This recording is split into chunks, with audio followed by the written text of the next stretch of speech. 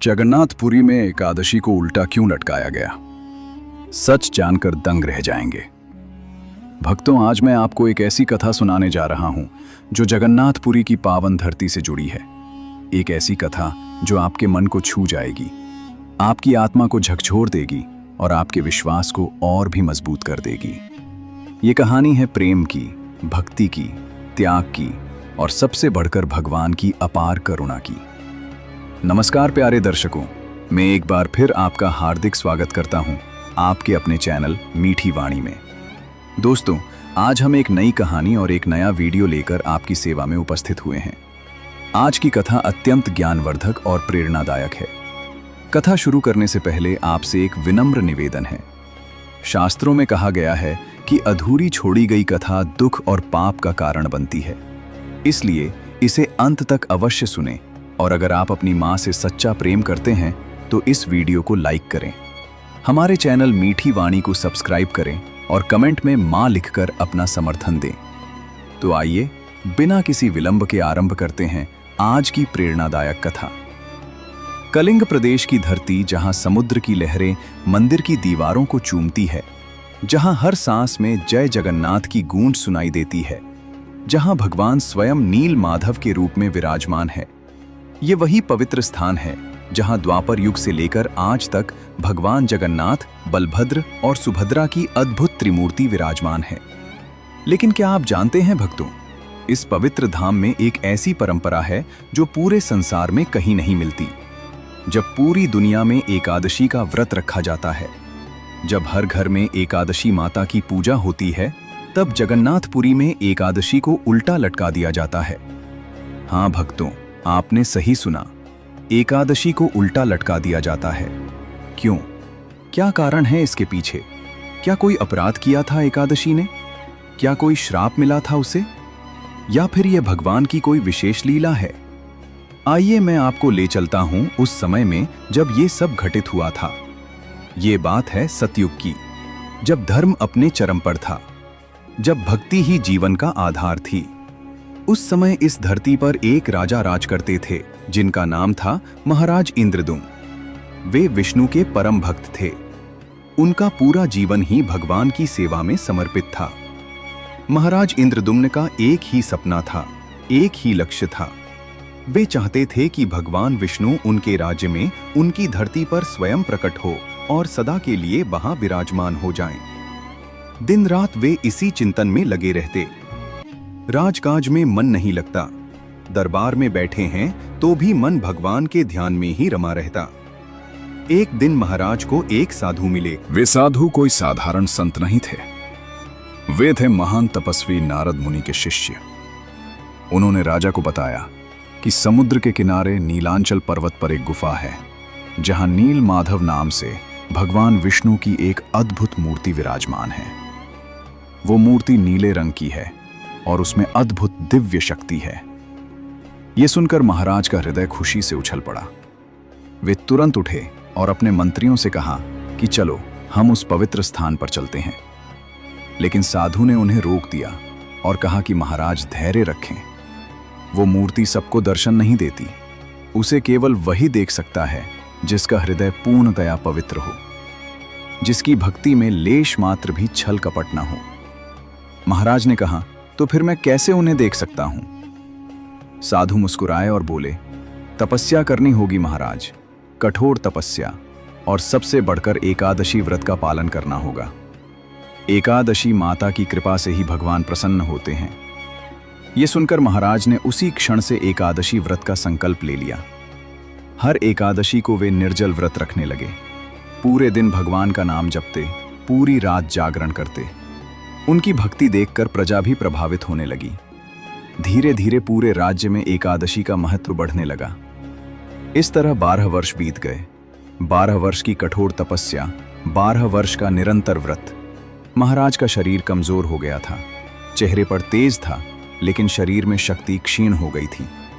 लेकिन उनका मन अडिग था, उनका विश्वास अटूट था। 13वें वर्ष की पहली एकादशी के दिन जब महाराज ध्यान में बैठे थे, तब उन्हें एक दिव्य आवाज सुनाई दी। वो आवाज कह रही थी, इंद्रदुम्न उठो, तुम्हारी तपस्या सफल हुई। नीलांचल पर्वत पर जाओ, वहां तुम्हें नील माधव के दर्शन होंगे। महाराज की आंखें खुली, उनके नेत्रों से अश्रुधारा बन निकली। 12 वर्षों की प्रतीक्षा का फल मिलने वाला था। वे तुरंत उठे और अपने सेवकों के साथ नीलांचल की ओर चल पड़े। समुद्र के किनारे घने जंगलों के बीच ऊंचे पर्वत पर चढ़ते हुए वे उस गुफा में पहुंचे और वहां उस अंधेरी गुफा में एक अद्भुत दिव्य ज्योति चमक रही थी। उस ज्योति के बीच में विराजमान थे नील माधव, भगवान विष्णु का वो अद्भुत रूप। महाराज गिर पड़े, उनके चरणों में रोने लगे, हिचकियां बंध गईं। 12 वर्षों का संचित भाव फूट पड़ा। वे बोले, हे प्रभु, मैं धन्य हो गया, मेरा जीवन सफल हो गया, अब मुझे और कुछ नहीं चाहिए। लेकिन भगवान ने उनसे कहा, नहीं इंद्रदुम्न, अभी तुम्हारा काम पूरा नहीं हुआ। तुम्हें एक भव्य मंदिर बनवाना है जहां मैं सदा के लिए विराजमान रहूंगा। लेकिन यह मूर्ति नहीं, एक नया रूप, एक अद्भुत रूप जो पहले कभी नहीं देखा गया। महाराज ने पूछा, कैसा रूप प्रभु? भगवान बोले, धैर्य रखो, समय आने पर सब स्पष्ट हो जाएगा। तुम मंदिर बनवाना शुरू करो। जब मंदिर तैयार होगा तब मैं स्वयं अपने नए रूप में प्रकट होऊंगा। महाराज वापस लौटे। उनके मन में उत्साह था, लेकिन एक जिज्ञासा भी थी, वो नया रूप कैसा होगा? लेकिन उन्होंने सोचा कि ये तो भगवान की लीला है, समय आने पर सब पता चल जाएगा। महाराज ने तुरंत मंदिर निर्माण का कार्य शुरू करवा दिया। देश विदेश से कारीगर बुलवाए गए। सबसे अच्छे शिल्पकार, सबसे कुशल कलाकार, सोने चांदी का उपयोग किया गया, रत्नों से सजाया गया। यह मंदिर ऐसा होना था कि स्वर्ग के देवता भी देखकर ईर्ष्या करें। मंदिर का निर्माण चल रहा था। महीनों बीत गए। मंदिर की दीवारें खड़ी हो गईं, गुंबद बन गया। अब केवल मूर्तियों की प्रतीक्षा थी। एक दिन समुद्र में तूफान आया, भयंकर तूफान, ऐसा तूफान कि सब डर गए। लेकिन तूफान के बाद समुद्र तट पर एक विशाल नीम का पेड़ आकर गिरा। वो कोई साधारण पेड़ नहीं था, उसमें से दिव्य सुगंध आ रही थी और एक अद्भुत तेज निकल रहा था। महाराज को खबर मिली, वे दौड़ कर आए। उन्होंने समझ लिया कि यह भगवान का ही संकेत है। उन्होंने घोषणा करवाई कि जो कोई भी इस पेड़ से मूर्ति बना सकता है वो आगे आए। लेकिन कोई नहीं आया, क्योंकि वो पेड़ अद्भुत था। कोई औजार उस पर काम नहीं कर रहा था। छेनी टूट जाती, आरी टूट जाती, कोई कारीगर उसे काट नहीं पा रहा था। महाराज चिंतित होकर बना लिया, लेकिन मूर्ति कैसे बनेगी? वे रोज उस पेड़ के पास आते और भगवान से प्रार्थना करते। एक दिन एक बूढ़े बड़ आए, उनके साथ उनका पोता भी था। बूढ़े बड़ी ने कहा, महाराज, मैं ये मूर्तियां बना दूंगा, लेकिन एक शर्त है, मैं 21 दिन तक एक बंद कमरे में काम करूंगा। उस दौरान कोई भी, आप भी नहीं, उस कमरे का दरवाजा नहीं खोलेगा। 21 दिन बाद मूर्तियां तैयार होंगी।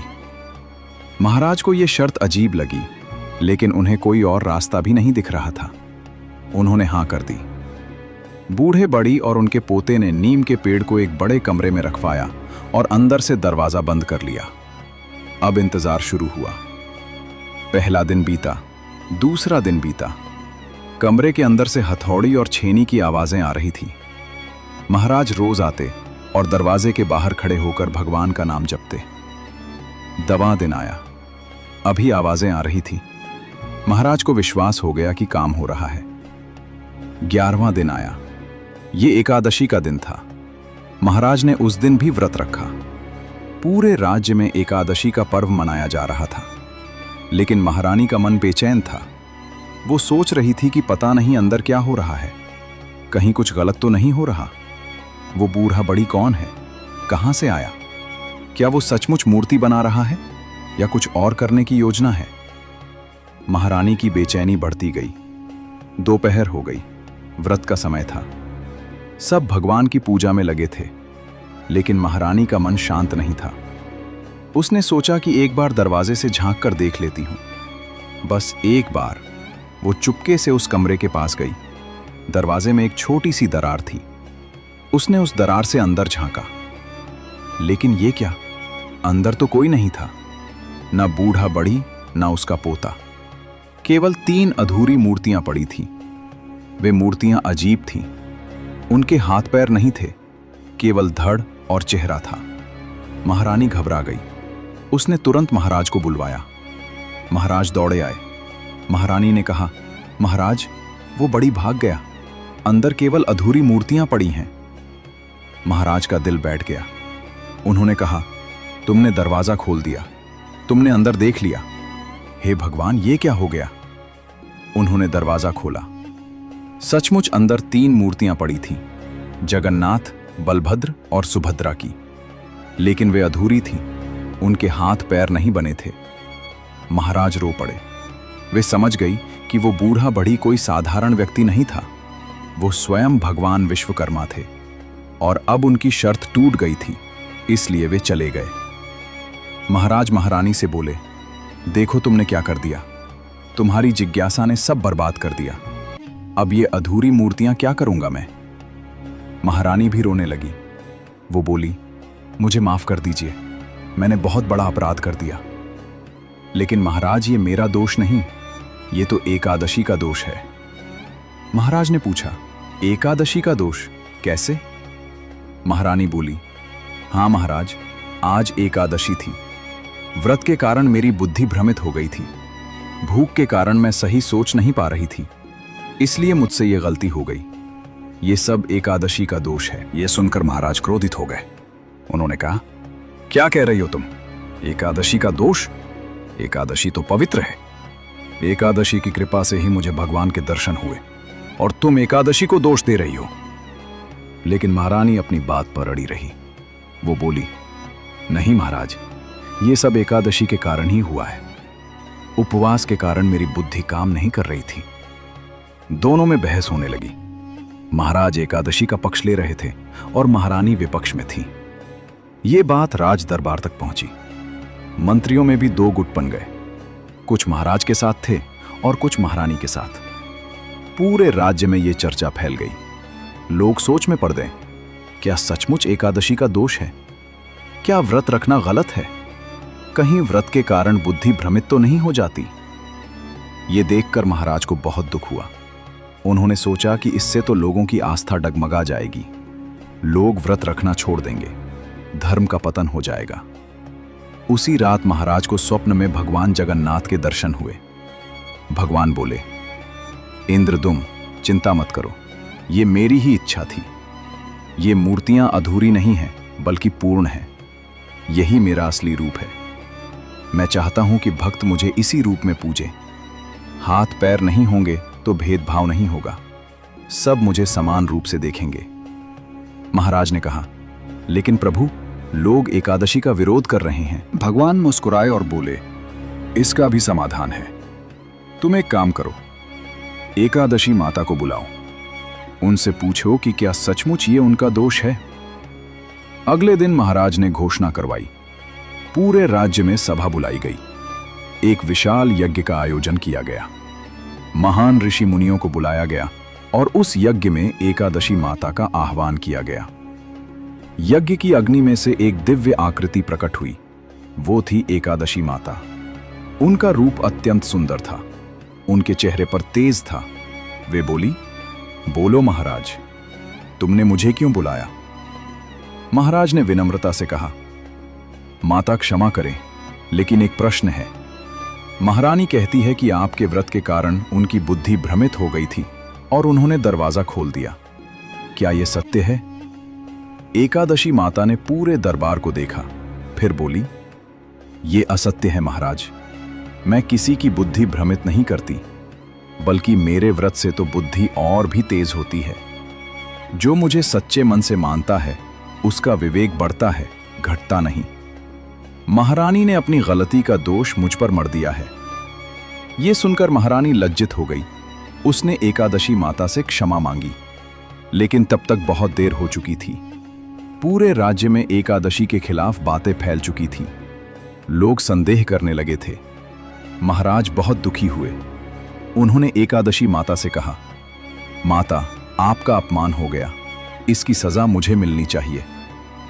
एकादशी माता बोली, नहीं महाराज, सजा तो मुझे मिलनी चाहिए। महाराज चौंक गए। आपको सजा क्यों माता? एकादशी माता बोली, क्योंकि मेरे नाम पर यह सब हुआ। भले ही मेरा दोष न हो, लेकिन मेरा नाम तो लिया गया, इसलिए मुझे सजा भुगतनी होगी। महाराज ने कहा, नहीं माता, यह अन्याय होगा। लेकिन एकादशी माता अपने निर्णय पर अडिग थी। वे बोली, महाराज, मैं ये सजा स्वीकार करती हूं, लेकिन एक शर्त है। ये सजा ऐसी होनी चाहिए कि पूरे संसार में सबको पता चले कि एकादशी को सजा मिले। तभी लोगों का संदेह दूर होगा, तभी लोग फिर से एकादशी व्रत रखने लगेंगे। महाराज सोच में पड़ गए, कैसी सजा दी जाए। तब भगवान जगन्नाथ ने उन्हें प्रेरणा दी।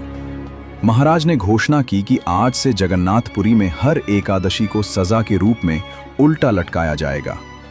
मंदिर में एकादशी को उल्टा लटकाया जाएगा ताकि पूरा संसार देख सके कि एकादशी को सजा मिली है। एकादशी माता मुस्कुराई। उन्होंने कहा, यह सजा मुझे स्वीकार है, लेकिन याद रखना, ये मेरी सजा नहीं, मेरा त्याग है। मैं अपने भक्तों के लिए ये सब सह रही हूं ताकि उनकी आस्था बनी रहे, उनका विश्वास बना रहे। और उसी दिन से ये परंपरा शुरू हो गई। जगन्नाथपुरी में हर एकादशी को उल्टा लटकाया जाने लगा। पूरे संसार में यह खबर फैल गई। लोग आश्चर्यचकित थे। सब सोच रहे थे कि जगन्नाथपुरी में एकादशी को सजा मिली है, लेकिन भक्तों, ये सजा नहीं थी। ये तो एकादशी माता का महान त्याग था। उन्होंने अपना अपमान सहा ताकि लोगों की आस्था बनी रहे। उन्होंने अपनी प्रतिष्ठा दांव पर लगा दी ताकि धर्म की रक्षा हो सके। और जब लोगों ने यह समझा, जब उन्हें एकादशी माता के त्याग का पता चला, तब उनकी आस्था और भी बढ़ गई। लोग और भी श्रद्धा से एकादशी व्रत रखने लगे। पूरे भारत में एकादशी का महत्व बढ़ गया।